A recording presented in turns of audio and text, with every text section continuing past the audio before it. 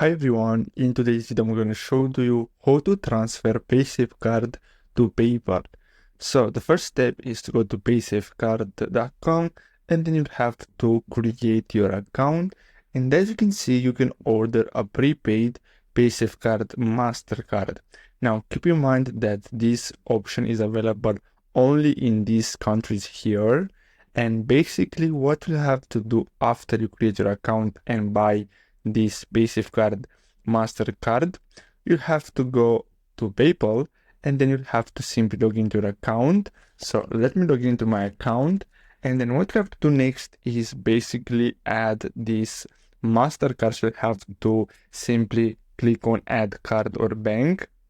Then you have to simply click on link a debit or credit card, and then you have to enter the details from that prepaid MasterCard from Paysafe. Now, what you have to do next is simply use your PayPal account to buy things online, and they will take money from that prepaid MasterCard from Paysafe, and basically this is how you can transfer Paysafecard to PayPal. This is the only way. So I hope you found this video helpful. Thanks for watching.